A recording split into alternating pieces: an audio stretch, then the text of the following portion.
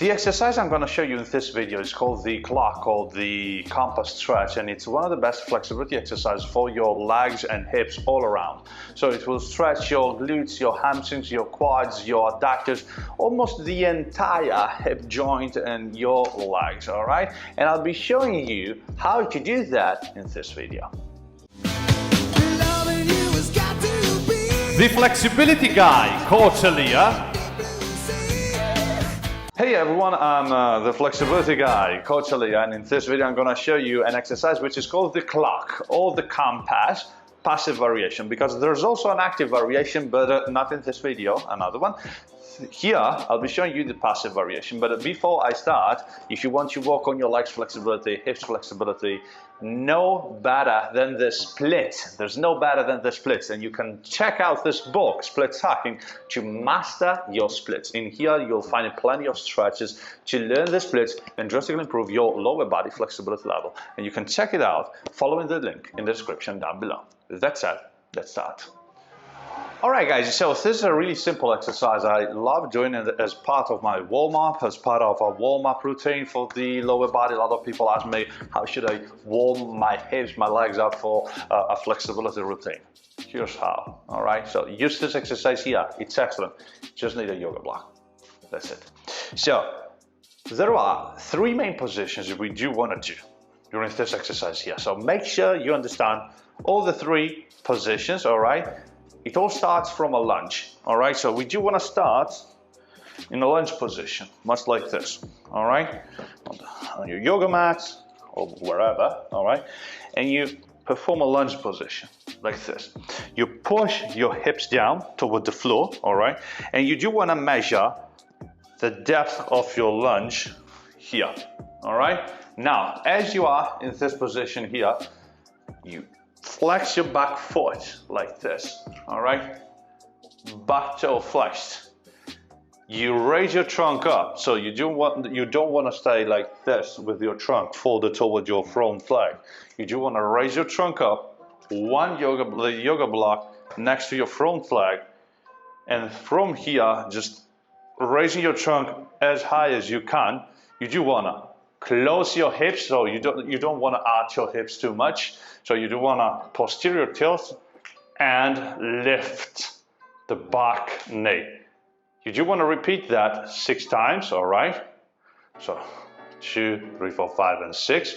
And on the last one, you do want to remain here 10 seconds. So you do want to remain stretching in this position here for 10 seconds. Remember, I don't want to do this.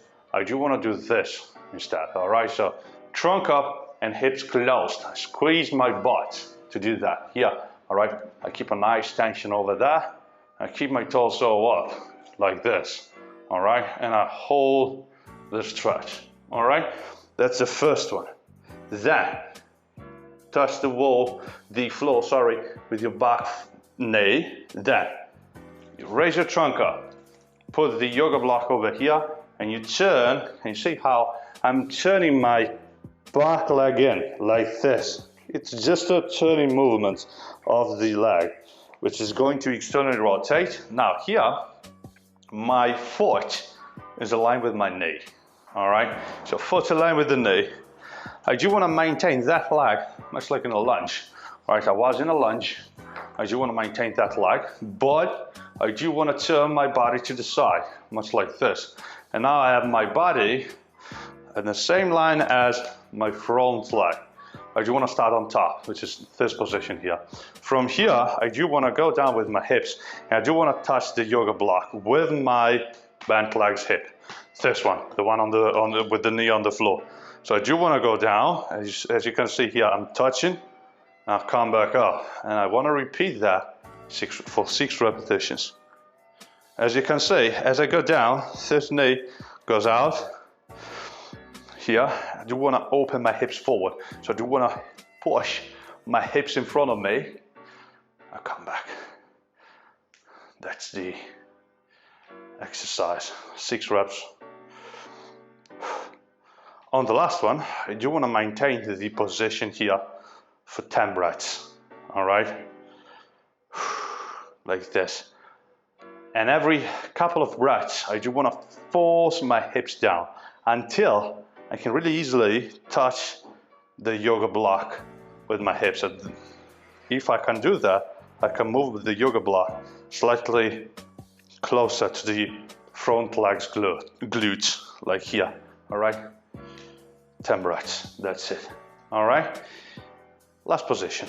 Now, I have to change the legs because otherwise you won't see what I'm doing, all right? But I will show you also with the other leg. But now, let's assume I was here, all right?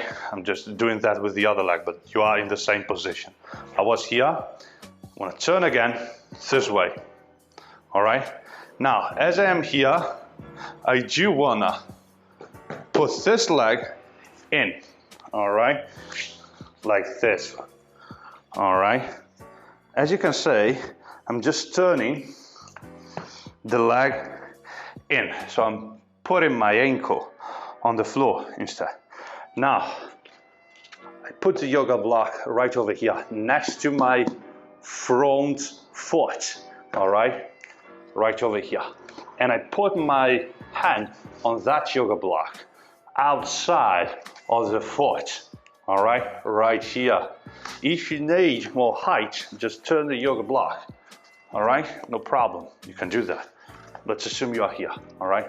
As you can see, I'm turning my body. Now I turn the back leg, and then from this position here, I straighten the leg, and I do want to feel the tension like on the outside part of my leg, much like here, of course, but also on the back leg. From here, I lift and I turn the leg in as much as possible. Can you see how my ankle is on the floor? Right over there, all right? And I hold this position. 10 breaths again. Leg as straight as possible, and I push my hips down. Can you see, like, I'm pushing my hips as close to the floor as possible. That's really strong. 10 breaths again, and then you can call it a day.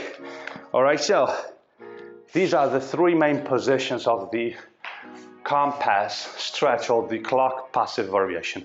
So you'll be working on your hip extension, just with, can you see, like, just one yoga block starting from a lunge.